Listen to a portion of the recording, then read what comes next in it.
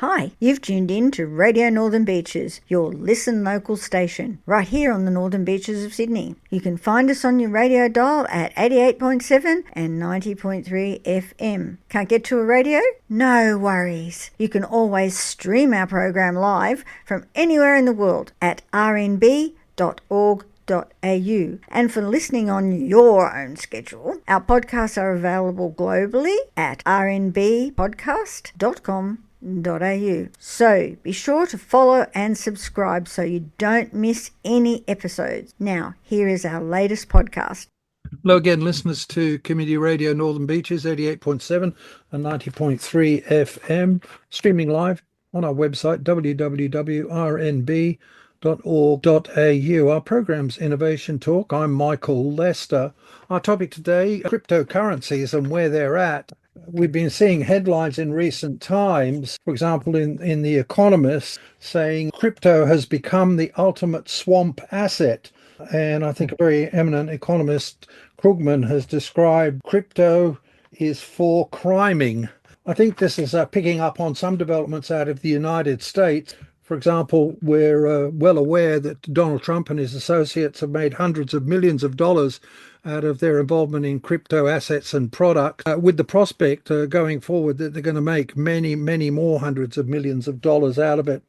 Meanwhile, there's legislation heading through the Congress to try to regulate things a bit, provide a bit of, if you like, financial consumer protection, if that's what we can speak about. Here in Australia, there's over 1 million people into crypto products, and generally, while these developments look to be more on the criminal side and not many legitimate business uses getting up, it does seem that increasingly crypto products and assets are becoming pretty embedded into mainstream finance through Wall Street and Silicon Valley with products.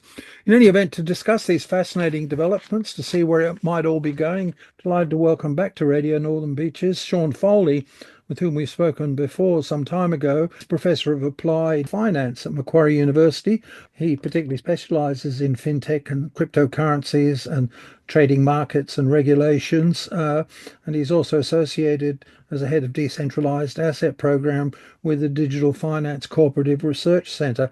Thanks for joining us, Sean. Thanks for having me, Michael. Appreciate it. Can we go straight into this issue about the criminal uses, if you like, as it may be potentially, and corrupt uses as they're being described? What sort of use and exploitation and benefit has Trump been making of cryptocurrencies? Yeah, look, I think crypto has been used. One of its first use cases was really the darknet and buying drugs and illegal assets online. That was old news. That was some research that I did in 2019, and the conduct was happening in 2013 when the Silk Road was shut down.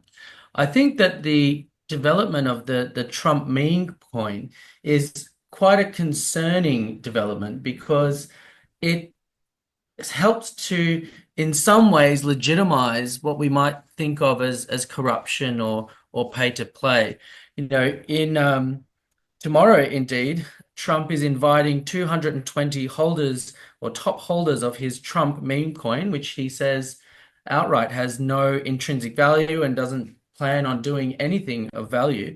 But people who've been willing to buy it, the top 220 holders, are coming to this gala dinner where they get access to the president at his Virginia golf club, with the top 25 getting a VIP reception.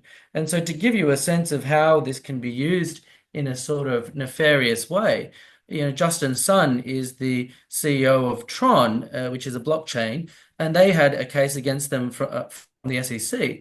And that case was dropped shortly after tens of millions of dollars was paid or let's say bought into these investments with dubious or no real value by the SEC. And so we're starting to see that there is this potential, if I ask Trump to, let's say, pardon me or to give me some preferential treatment, and I said, look, I'll pay you, I'll wire your account, that's going to be very incendiary if it makes its way to the news. Whereas if I tell you, hey, look, I've generated this coin, and by the way, 80% of the Trump token is held by an organization associated with Trump, which means they can sell it at any time, right? So if you have people no matter who they are, who are willing to purchase your meme coin, you can say, well, what's wrong with that? I didn't do anything wrong. I've created an asset. I'm selling the asset to people who want it, and they could be anyone, and I can deny any sort of links to some kind of, corruption or gain, personal financial gain for myself. But here I am just shilling this coin, selling it for what effectively amounts to access. I believe too that he's either into or planning to get into in a big way to make a lot of money for himself.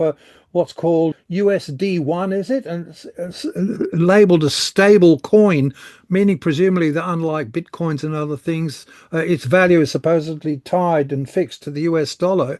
Is that what that's about? And is he heading there? Sure, yeah. So there are a number of stable coins that exist. The largest is USD Tether. There's also USD Circle. And these are, although they operate on a decentralized network such as Ethereum, they are centralized in their issuance. So you can imagine a very simple analogy is that I put a US dollar in a drawer, and then I issue a token against that one US dollar. So there has been, there's billions of dollars of US dollar Tether in existence. And it's quite a marvelous strategy for making money in a sense because you don't pay any interest. So you look at the holdings of these companies like Tether, and they've effectively operating like banks. You've received huge amounts of deposits of US dollars that you hopefully hold in reserve, but you can then go and invest them in US Treasury bonds or other interest-bearing assets. You keep the interest and you just issue the token and you don't give anything back to your holders. One of the big issues that we've seen with Tether is huge concerns about their actual asset backing. So just like a bank, if there's a bank run and the bank doesn't have enough money because they've printed too many tokens against US dollars that don't exist, then you can get into some really tricky and hot water situations where investors are left with nothing. And so I guess, even if it was done in a correct manner, in the sense that he wasn't trying to openly defraud people, you still at least get all the interest on their assets. And in the worst case, especially if perhaps you can control the SEC or have some sway on regulators to prevent them from investigating what you're doing, then you might be able to basically mint money out of thin air by issuing tokens and having them trade at pari passu, $1 on the blockchain, without having any actual underlying backing. As I said, the Economist had a cover story, crypto's become the ultimate swamp asset. And of course, there are statements that crypto's never really demonstrated in any legitimate business use at scale, but overwhelmingly still to date, the use is for financial speculation and crime. And there are many examples and modus operandi of this, aren't there? I've been reading about things called rug pulls or pump and dump Yep. or wash trading. Mm-hmm. There seems to be an endless array of these sort of scams. For example, what's a rug pull or a pump and dump, and how are they sort of fraudulent? So, I spent my early days prior to doing my PhD as a sort of doctoral researcher, and one of the things that I did was to read through every SEC litigation release from about 1990 to about probably 2010. And it was awash with these, the pump and dump schemes are akin to what used to be called these boiler room schemes. But we're seeing all of the financial fraud mechanisms that have taken years of regulation to stamp out reoccur in the crypto ecosystem in a very accelerated manner. So a pump and dump is a scheme by which I would accumulate let's say, penny stock, or it could be a meme coin, and I accumulate it slowly, or maybe I created it, so I have a large amount of it. But in a typical financial market, you'd take a penny stock, you'd slowly buy up a whole bunch of it at, sort of between 1 and 2 cents until you controlled perhaps 20 or 30% of the supply. After having controlled a significant portion of the supply, you would then, we've got hype and dump, which is where you might make a false statement that Google was going to come and buy us. In which case the price would go up and you would then dump the 30% of shares that you had accumulated at an inflated price. Or even if you didn't want to make any sort of announcement that was false, you could simply start aggressively buying the stock. So sort of buy it at 5, 6, 7, 8, 9, 10, and hope that people can make their own determination about what's driving that price increase. So people see, oh my gosh, this penny stock's gone from 2 cents to 10 cents. Someone must know something. Something's about to happen. They found gold or they're going to get acquired. Let me go and buy into that. And so then you sort of sell into that falsely informed, or those speculators who are chasing these returns. If you think then about the crypto ecosystem, at least in the traditional financial markets, we have infrastructure and rules and regulations to prosecute people who undertake this kind of activity. So this is very popular in the 1990s and 2000s, until there was a lot of prosecutions, particularly in the US. In the Yeah, crypto ecosystem, it's not clear that you'll get prosecuted at all. And so you just you take a meme coin and you just tell everyone, hey, look, we're going to send the price of this to the moon. And they pump the price up very quickly. But then often within minutes, the price declines back to what it was before.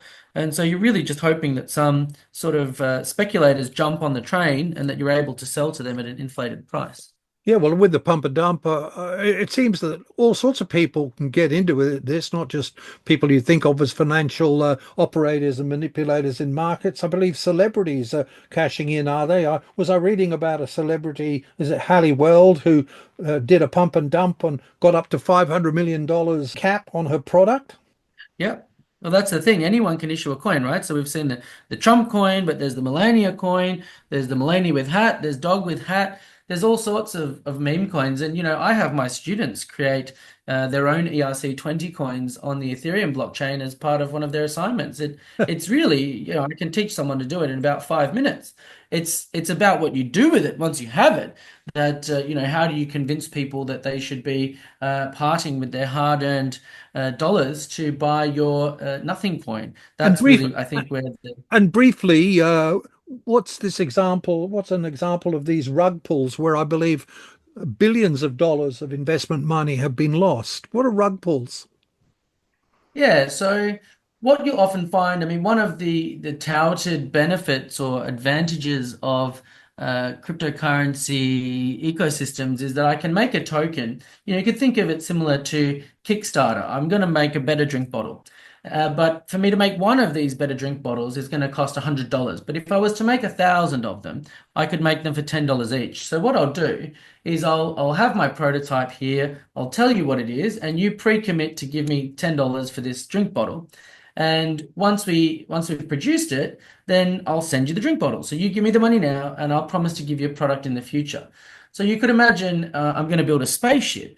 And if you give me money now, I'll build the spaceship and I'll give you some tokens. And when the spaceship's ready, you can bring back your tokens to ride the spaceship. Now, this spaceship could be, a Filecoin was a very popular example of a decentralized file storage system that would supplant Dropbox, for example.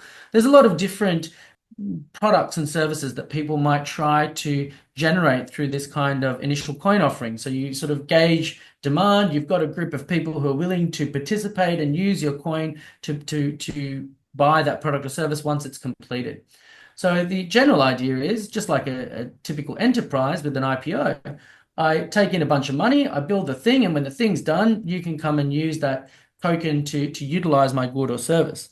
Now, with a rug pull, I convince people at the front end that I'm going to build a spaceship, and then they give me all their money, and then I disappear. I go to the Bahamas, I take all the money, and no spaceship is built, and the value of the token goes to zero.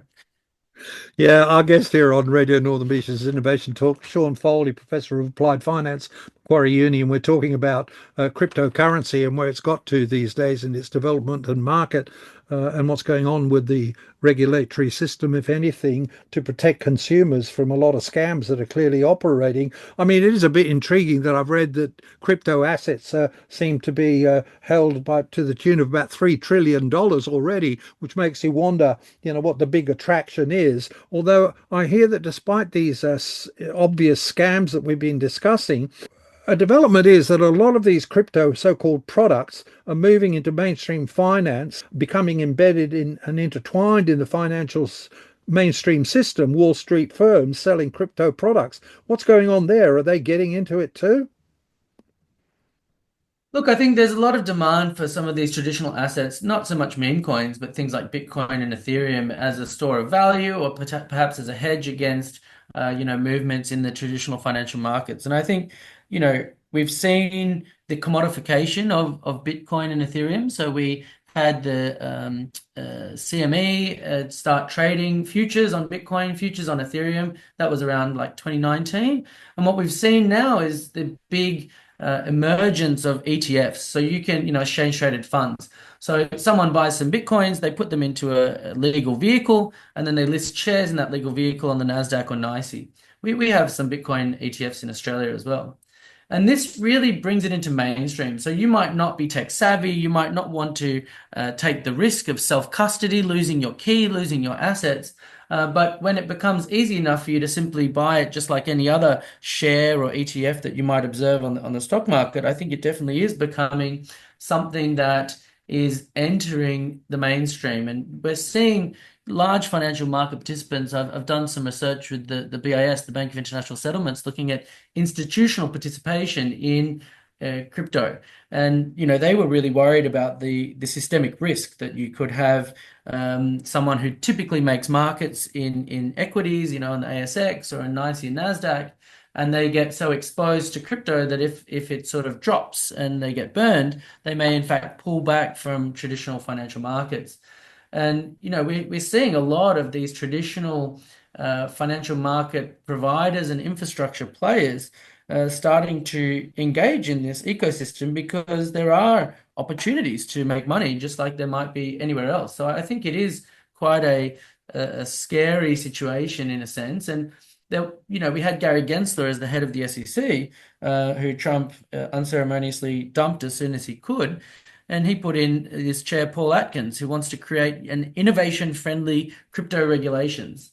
And I think it's this idea that if we release the animal spirits, if we unburden these entrepreneurs and innovators from the threat of litigation and regulation, that's where we can really get the heart of innovation pumping. And I think that's the drum that Trump is beating, but I think that there is significant risk, right? A lot of those regulations, like I said, were responses to criminal behavior that has occurred over the last 20 years. And I think if you just unbridle the participants, there is unfortunately a large risk of fraud and scam along the way. Well, yeah, not just of the fraud. In fact, as you've said, to the extent this is mainstreaming in a pretty big way, as far as I can tell from what you're saying, into mainstream financial products and markets, it's introducing a huge potential systemic risk. And presumably in these situations, as we've seen before, if there's the next big crypto financial crisis, and we had one, didn't we, only a couple of years ago, what we'll get is what we got in 2008. They'll all run off to the government for taxpayer bailouts. And while the direct frauds might be a scam, this has been described potentially as one of the biggest scams of all. Yeah, look, I mean, I think there are some useful innovations coming out of the blockchain space, right? So looking at real world tokenization, trying to improve settlement times and reduce transactions costs. I think these are really nice innovations that have some promise for actual utilization. But so I don't know that it's worth throwing the baby out with the bathwater, but I definitely think it is an area that is ripe for fraud and scams, and that if it does, like you said, there was Silicon Valley Bank, which was a regular bank. It just happened to bank a lot of crypto firms who, when they suddenly all wanted their money back because the crypto winter came, as it were, and the prices declined 50%, suddenly they didn't have the assets to provide. And you're right, the bank was under threat and they were going to go bankrupt. They held a lot of this stablecoin USDC, and so the USDC price dropped from $1 to 70 cents because 30 of the cents for every dollar was held with the bank. And yes, the federal government of the US came in and said, "That's okay. We'll insure these deposits. We want to keep everything going stable." So that was, a clear example of where we needed government bailouts to protect the crypto ecosystem. And I think that is only more likely to become necessary as we increase the size and integration of crypto into our financial markets. Yeah, well, as you say, Trump is set on making America great again, in part strategically by completely deregulating animal spirits within the economy on the basis this will spur innovation, development, growth, and what have you. And in this domain, I believe one of his early executive orders was to take direct control over independent financial regulators. And only recently, I think he scrapped the Consumer Finance Protection Bureau that was there, providing some modicum potentially of consumer protection in financial markets. So, meanwhile, though, we have currently moving through, and I don't know if it has or not, some legislation in the US Congress to regulate. It's called the crypto bill. What is that bill about, and where is it at? Michael, I haven't looked too much into that bill, so I'm not sure that I'm going to be much help on that one. Sorry. But yeah, well, my understanding was that apparently it's trying to provide regulatory protection for these crypto coins and whatever, and particularly stable coins as they're called that we've discussed. But in any event, some of the commentary on it seems to suggest that it's got so many loopholes and is so weak that it's unlikely to get through. Well, perhaps we might turn to the need or the situation in Australia with crypto regulation. As I think I mentioned, maybe I believe there's over 1 million Australians holding crypto assets, and some even estimate more than that. What is the position with crypto regulation to protect from this fraud on the one hand and the potential systemic impacts on the other? So ASIC has some policy releases that sort of effectively say buyer should beware. So they don't directly regulate crypto, but as an asset or as a security, but they do suggest that people effectively be careful with where they put their money. We have, anti-money laundering requirements that have AUSTRAC oversee the exchanges in Australia, and they've recently looked to increase their oversight of the exchanges to make sure that they don't fail. So we have had a few exchanges fail in Australia. ACX.io failed about 4 years ago and sort of disappeared with $20 million worth of funds. So it is an environment where I think the government has seen that there's a need to try to protect investors, not from themselves, so not to protect investors from letting them know what they should or shouldn't invest in, but rather protecting them from situations in which operators are either fraudulent or incompetent or fall to the risk of just disappearing with your money. So one of the issues with investing in a crypto exchange is that the crypto exchange takes full custody of your asset. So this is quite unlike investing in shares, where you have your shares listed on the Clearinghouse Electronic Subregister System, the CHESS system. And so in the case that your broker goes bankrupt, your shares are completely safe. You simply transfer them to another broker. In the case that even if the ASX went bankrupt, that doesn't change the fact that you've got shares in BHP and they're held on a register, and BHP itself is not bankrupt. So, it wouldn't affect the holdings of ASX shares, so to speak. Whereas in crypto, the exchange takes full custody of your Bitcoins. And if they now give you a little chit or a receipt that says, yes, you hold 5 Bitcoins with us. And so if you don't choose to withdraw them, to self-custody them to your own wallet on your computer, you're just trusting them that they are going to still be there tomorrow. And so I think that what AUSTRAC is really seeking to do is to put in some requirements to ensure that those exchanges are properly regulated, or that they are at least able to prove the custody of the assets that they're holding, and show that they're not going to simply abscond with them. To know, for example, who the owners are. With ACX.io, no one really knew who the owners are. They're still trying to find them, even though a whole bunch of Australians had money missing. We saw these regulations have effect with companies like Binance removing themselves from the Australian ecosystem. So they are one of the largest marketplaces in the world for crypto. And AUSTRAC said, look, we're not very comfortable with the way that you're meeting our regulatory requirements. And they said, well, okay, that's fine. We'll just remove ourselves from Australia. So I think it has been effective, but I think there's definitely more that could be done. And like I said, they're not seeking, just as ASIC is not there to tell you not to invest in a penny mining stock, they're not there to tell you how to make or not lose money. They're there to make sure to try to minimize the extent of fraud and scams in that environment. Yes, well, as I understand, in Australia, we've kind of legalized the status of some of this cryptocurrency quite a few years ago now.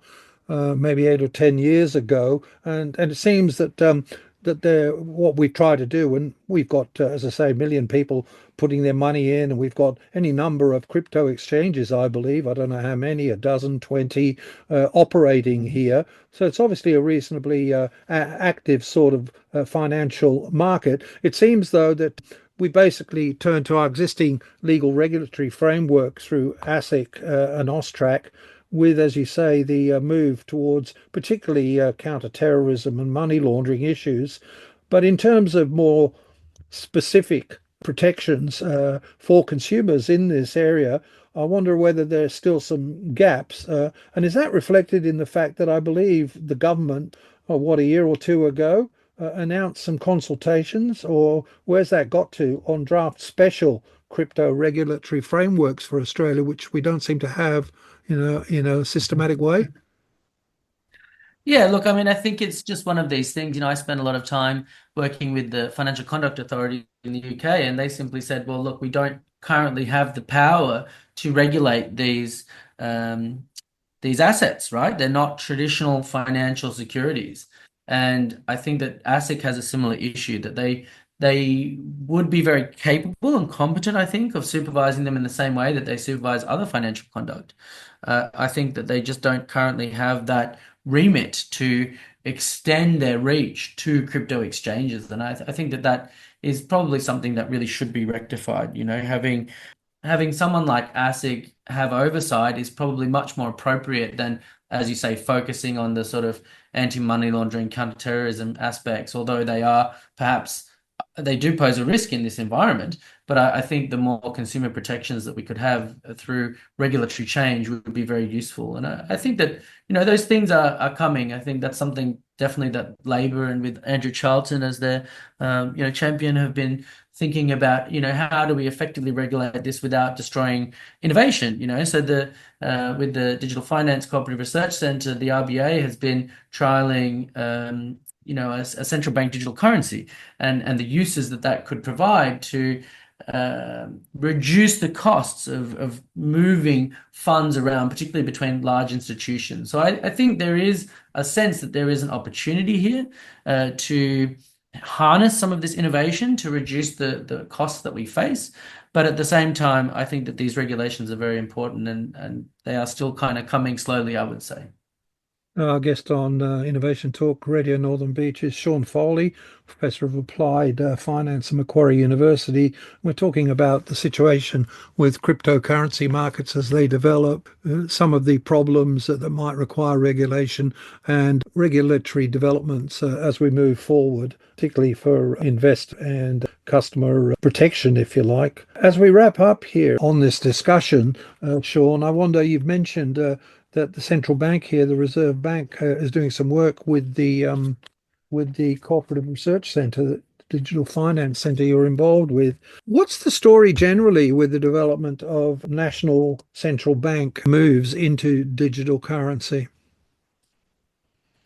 Look, I think that what they're trying to do is to see if there's ways that a blockchain, not necessarily any specific blockchain, can be used to facilitate more cost-effective transactions between participants, right? So, in India and China, we've seen the emergence of a consumer scale central bank digital currency. So this is designed, you can imagine, you go to the Sunday markets and you buy something from a vendor, you want to pay with your credit card, but they're selling something small. They have this little device, like, by Square or Circle, that can allow them with their mobile phone to accept payments. So this is a form of infrastructure that we've started to see emerge in a facilitated way by central banks. So in India and China, you can effectively tap your phone against their phone and transfer them some renminbi or other currencies.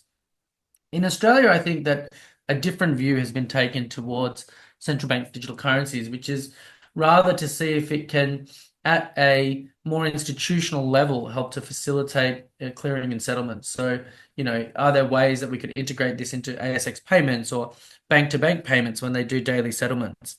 I think this is really the direction that it's going in Australia. Well, thank you very much, Sean Foley, for joining us here on Radio Northern Beaches to share with us your insights into the state of the art with cryptocurrency that we're facing, its implications for innovation and the opportunities, but also some of the regulatory challenges that it might be posing for us. Sean Foley, Professor of Applied Finance, Macquarie University. Thanks very much for joining us, Sean. Thanks so much, Michael. Appreciate it. All the best. Australia, the lucky country. We've got meat pies. We've got the world's best beer. But most importantly, top of the list, we've got Radio Northern Beaches 88.7, 90.3. Now hitting the entire world on www.rmb.org.au.